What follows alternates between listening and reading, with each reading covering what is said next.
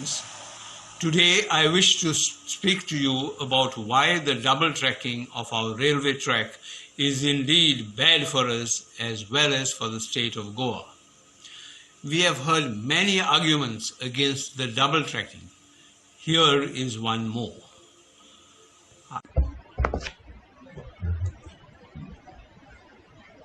I will begin by asking you to consider the size of Goa and compare it to that of Karnataka. Karnataka is 50 times the size of Goa. Goa has only one port compared to Karnataka's 7. The coal mines and iron industries in Karnataka had been transporting their cargo through the ports of Karnataka. Bellikere port was a much used port in Karnataka, but today we find that much of their cargo is being routed through Goa. Why this sudden shift to Goa?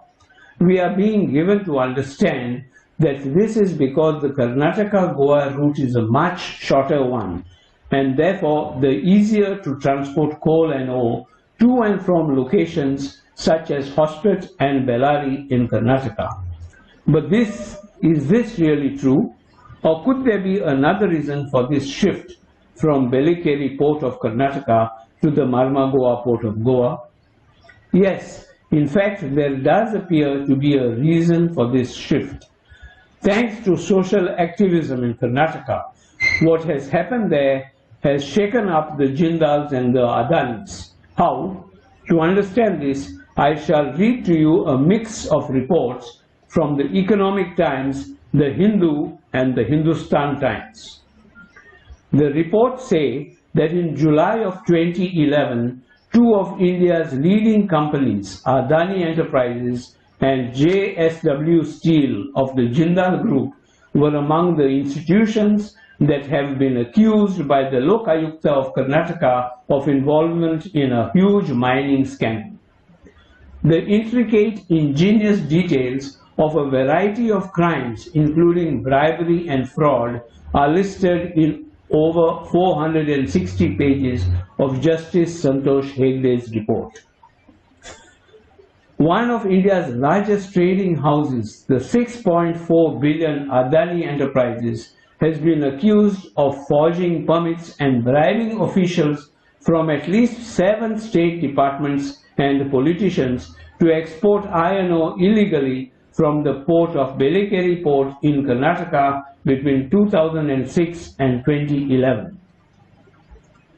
The Adani Enterprises has paid the bribes for getting undue favor for illegal exports, said the report. Bribes were paid by Adani Enterprises to various officials of the port and to the police department. The Lokayukta has recommended cancelling the company's export lease at the port of Bellikere, blacklisting and barring it from participating in any future contract, grant or lease by the government.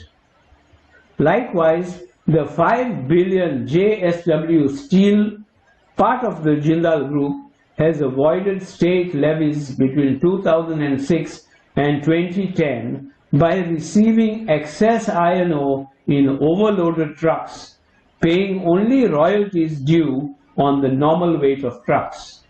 More than 12 lakh tons were so processed by the company. JSW has been a major recipient of illegally obtained ore, thereby causing a loss to the state exchequer. The excess minerals were the property of the state, hence it amounts to theft, said the report. The company is also accused of transferring a sum of rupees 10 crores to an educational trust run by the family of the then Chief Minister B.S. Yedurappa in March 2010. In July of 2011, the Supreme Court ordered the suspension of all mining operations in the Bellary district. The court said it was shocked by the extent of the environmental damage in the area.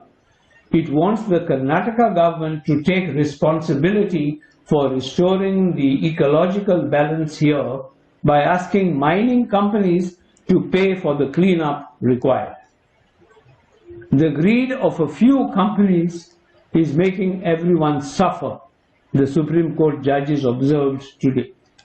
Karnataka Chief Minister B.S. Yedurappa resigned. State Cabinet Minister Janardhan Reddy, the overlord of Bellary, also resigned later. Again this year in January, the Adani Group suffered a major setback when the Supreme Court revived DRI investigations into the alleged overvaluing of Indonesian coal imports and cornering of tax benefits and higher compensatory tariffs. End of quote.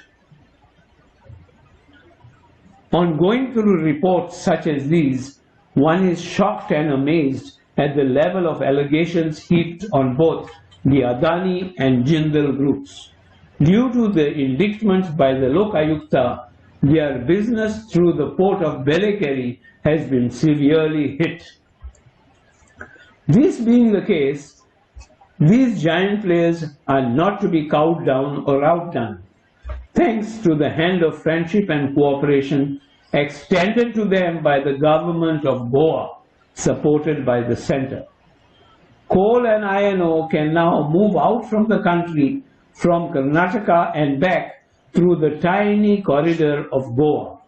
This will be done no matter what the consequences be on the people, land and environment of our small state. Within Goa, this cargo moves in three ways: by rail, by road and by the inland waterways. From the waters of Marmagoa port through the breadth of Goa, finally exiting through Castle Rock at the eastern tip of our state and onward to Karnataka, to Hospit and onwards to Bellary. Their business also moves through foreign waters with countries such as Indonesia, the USA, Italy, Japan and Australia. Coal is mainly imported into India at Marmagoa port from Australia, Indonesia and South Africa. In 2017, 12.75 million tons of coal was unloaded at the port and carried across Goa to power stations and refineries in Karnataka. Adani, JSW of the Jindal Group and Vedanta together are the three big importers. These figures are expected to rise more than threefold, reaching almost 61 million tons by 2035. To be able to accommodate this huge volume, there are corresponding plans to make changes by way of transportation and docking facilities. The central government in particular is bending over backwards to please these three business tycoons. We are going to see how. For all incoming cargo, the issues begin out there in the waters of our port. Incoming cargo moves in via shipping vessels. The larger the shipping vessel, the more volume of cargo shipped, requiring less trips by smaller vessels. For this, the industrialists have decided to bring in the largest of vessels known as Cape-size vessels to dock at the Marmagoa port. But then, our port was not so deep to adequately accommodate such large heavy vessels, say of 200,000 tons plus dead weight. The process known as capital dredging needed to be done to deepen the port entry area, for which prior environmental clearance had to be sought. A report in 2017 by Nihar Gokhale claimed that according to facts emerging from a National Green Tribunal case, in a series of decisions taken between 2014 and 2016, the Union Shipping and Transport Minister Nitin Gadkari and the then Environment Minister Prakash Javadekar had subverted environmental laws, misrepresented facts, and overruled opposition from traditional fishermen communities to push through a project at the Marmagoa port in Goa. The project to deepen the navigational channel ships used to reach the port would directly benefit Adani Ports and the OP Jindal Group, which operate 1 and 2 cargo handling berths at the port respectively. Marine geologist Dr. Antonio Mascarenhas of the Goa Coastal Zone Management Authority in his submission had warned that drastic environmental impacts could result from the project. He said that since the large-scale dredging would happen in an estuarine region where the Zuari River met the sea, it could induce drastic morphological changes, including the possible submergence of 2 areas, Sankwal and Chikali. Gadkari was also instrumental in exempting the activity from a public hearing, which the tribunal termed as subversion of law. It also turned out that Gadkari inaugurated the deepening works a full month before the clearance was actually granted. Starting work before getting an environmental clearance is an offense under environmental laws. Capital dredging was secretly started, where our port underwent massive underwater destruction so as to make it possible for giant vessels to come in.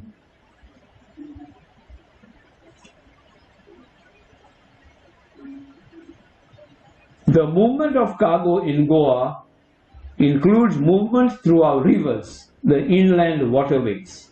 While coal moves by rail and road, ore-carrying barges traverse our rivers north and south. In the south, Kurchore is an important hub that links the railway track to the Marmagoa port. In the north, ore from Bicholi would move by the rivers of North Goa, including the Kumbarjua Canal, to the Marmagoa port, or even offshore to the mini port off the coast of Panaji. Ferrying of iron ore in Goa's hinterland towards the Marmagoa Port Trust via river barges is affecting the quality of water and consequently the riverine ecosystems. According to the studies carried out by the National Institute of Oceanography, Dona Paula, Goa, the research has revealed high levels of iron and other metal content, including aluminium and manganese, in the Mandovi, North Goa, and Zuari, South Goa rivers, and has concluded that this is because of mining and mining-related activities in the state. The central government, in its latest Environment Impact Assessment Draft Notification 2020, is seeking to exempt cargo movement through inland waterways from having to obtain environment clearance. Dredging in these waters would not only need public consultation nor hearing. We very well know that indiscriminate dredging could mercilessly finish off our vulnerable banks and coastline. And if the new law comes into force, there would be nothing to prevent the destruction of our unique ecosystems like mangroves, which are of high biological value. Next comes the need to make our railway service adequate to handling the ever-increasing volume of cargo. Hence, the need of double tracking comes into the picture. For this, the extra land needed will be taken. The route would pass through residential areas right next to a number of archaeologically important heritage houses, finally moving through the Molem area, which holds the Bhagawan Mahavir Wildlife Sanctuary. To make things easier for double tracking, Goa has been exempted by the Ministry of Railways from having to obtain forest clearance for this double tracking. The final mode of transport of cargo, namely transport by road, is our next point of focus. The routes these roads would take would pass right through the green cover of Mole and surrounding areas, which includes the Mahavir Wildlife Sanctuary on the way to Karnataka. These are 4-lane highways reaching lengths of more than 100 kilometers. These roads too have already been exempted from requiring environmental clearance and can be widened to 40 meters and even to 60 meters if need be. This exemption is given even though the highways may be passing through a dense forest area and, just like the double tracking, passing through what has been declared a sensitive no development zone. So the decks have been cleared for the Adanis, the Jindals and the Vedantas to shunt their cargo mercilessly through Goa by means of rail, road and waterways. But there is yet one more favor left to be done. We have heard of our government's plan to lay a 400 kV power line joining Goa and Karnataka, passing through the Bhagwan Mahavir Wildlife Sanctuary. For this power line, an additional 120 to 150 acres of forest land would have to go, and a good 16,000 age-old trees chopped off. Why is this being done? For whose benefit? The entire population of Goa have been facing power shortages for decades, and no government has ever come to our rescue. Now, why the sudden push to set up a 400 kV line? We find the answer in a notification from the Ministry of Railways. You see, the Railway Ministry intends to introduce the electrification of railway lines from Karnataka to Goa. Yes, plans are on to get the Londa-Vasco route electrified. And what do the plans reveal? Just double tracking? We might soon be looking at tracks at the laying on of 3 tracks and who knows, perhaps even 4 tracks if we are to believe the plans of the ministry.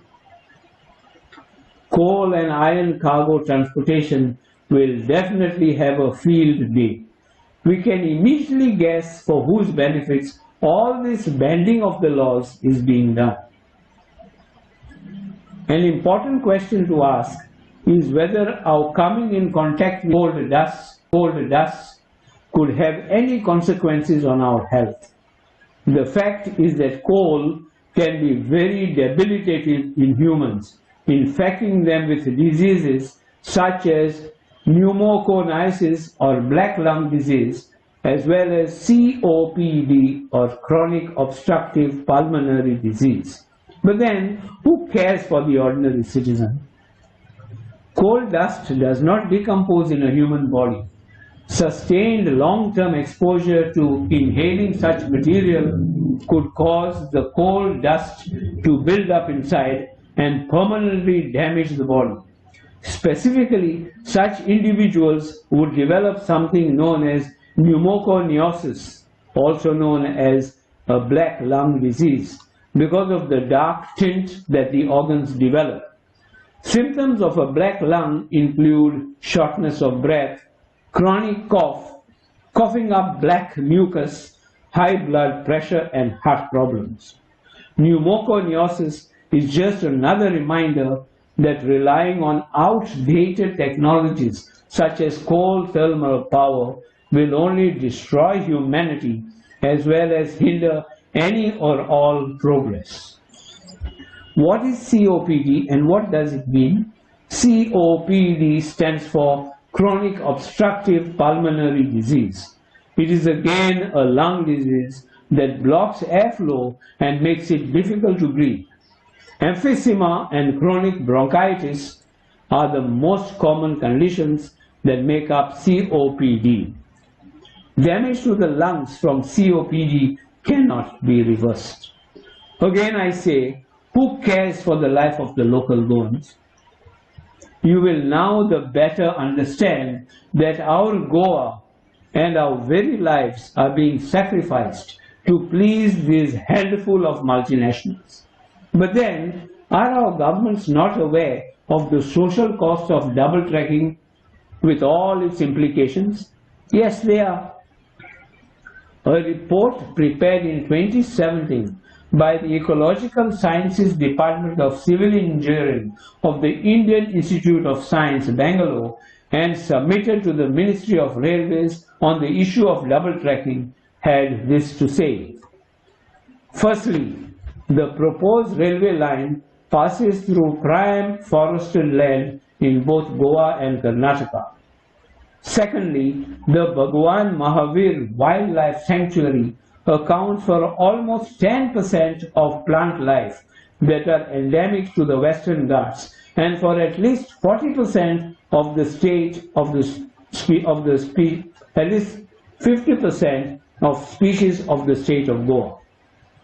Thirdly, this green corridor is home to some critically endangered species such as the white-backed vulture and the long-billed vulture, as well as some threatened species such as the Malabar pied hornbill and the great pied hornbill. 32 species of amphibians are found in Goa, as well as 205 species of fish. In February of 2017, the Ministry of Environment, Forest and Climate Change had declared the Western Ghats to be an ecologically sensitive area. Fourthly, the Western Ghats is one of the global biodiversity hotspots in the world, having nearly 4,000 species of flowering plants and around 645 types of evergreen trees. It is home to more than 350 species of ants, 300 species of butterflies, over 500 species of birds, and at least 120 species of mammals. Not less than 39 sites in the Western Ghats are considered as World Heritage Sites. Point number 5. The sites where the double tracking is planned is also part of the water catchment area. Castle Rock is located within the Dusky River catchment, while the remaining part of the existing railway line is in Karanjol River and Dudhsagar River catchment. Karanjol River and Dudhsagar River together form a tributary of the Mahadevi River. Point number 6. A point of concern is that of contamination with E. coli bacteria found in all the streams that had been sampled. It is believed that this is due to fecal contamination from the trains. Unless stringent and serious measures are taken to curb it, the report states, doubling the railway line would increase the pollutants in this area. Point number 7. Another area of concern noted was that of noise pollution, which often went beyond the permissible level of 91 decibels. Point number 8. Public consultation has therefore to be carried out as it fosters openness in decision making by putting the matter for public scrutiny. But finally, having said all this, the report ends by making a case in favor of double tracking. The report states that double tracking would ensure smoother and easier transportation of the mining ores through Goa, for it would lessen the volume of road traffic as well as road accidents. It would also cut fuel consumption costs. Electrification of the railway line could serve to reduce the noise and air pollution compared to the diesel engines presently in use. The Adanis, the Jindals and the Vedantas must have chuckled with delight at this report. But we, as locals, the primary stakeholders of our land, our air, our environment, our nature, what do we say and think? My first reaction is to comment on the electrification of the railways. The report says it is good. as it will reduce diesel and oil pollution as well as cut down noise. Fine. So let us electrify the existing railway, but do not double track it nor set up multiple tracks just for the sake of coal and iron ore transportation. We do not want Goa to be a corridor for the Adanis, the Jindals and the Vedantas. These heartless industrialists presume they can take control of our Goa by taking control of our governments. This is no more to be. Friends, brothers and sisters, it is time for us to all rise up and fight to keep our land under our control for our needs and the needs of our future generations. Let us do it also for nature and for our wildlife. They may have no voice, but they are not alone. We stand by them to nurture and protect them. So too are our trees and river streams. Let us fight to save and preserve them too. The last resort will be the courts. But even this is no guarantee that social justice will finally and permanently prevail. Ask some of those who have tried to fight these marauders of our land. Try asking guys like, for example, Custodio de Souza, president of the Old Cross Fishing Canoe Owners Cooperative Society, Vasco, or the Vaina Ramponkar and Fishing Canoe Owners Society, who had warned that if the government was to still promote and clear port expansion, we will be forced to take our own lives, as without livelihood, we, like fishermen, cannot survive. Or Chandrasekhar Vast, a resident of Vasco, who had complained that fine coal dust had settled all over the trees near his house, and that the Goa government had made no efforts to stop the problem. The priest of St. Andrew's Church, Vasco, also complained of coal dust dirtying the church benches and floors of the church. This problem is not confined to Vasco alone. We find heavy coal pollution all along the tracks of the railway line. We displace here a photograph of thick coal dust at a residence at San Jose de Arial near Shandor. Or try speaking to the 15,000 and odd fishermen spread across Vasco right up to Dona Paula, who depend on the bay for fishing.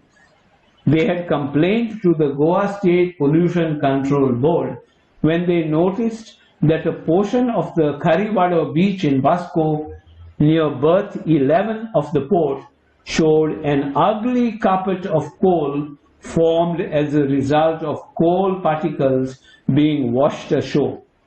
This poses grave danger also to the endangered species of the humpback dolphin. Or speak to Abhijit Prabhudesai of the Rainbow Warriors. He will tell you how displeased and angry he is that Nitin Gadkari, the Union Minister of Road Transport and Highways, has announced that nearly 15,000 crores of public money were to be spent on developing road transport in Goa. This includes the construction of 3 highways that will help transport coal to Karnataka, passing through Bhagwan Mahavir Sanctuary and Mole National Park. We have to unitedly fight this takeover of our lives. Let us send a clear message to the Adanis, the Jindals and the Vedantas that we are more concerned for our development than they can ever be. So much destruction to be hit on our Goa, with danger to our health and loss of our life-giving biodiversity, just to please and pamper a handful of industrialists. This is selfishness unbounded. Come what may, we should not let this happen. To fight to protect and preserve Goa's creation is preserve God's creation, is our highest moral purpose and ultimate goal. Thank you.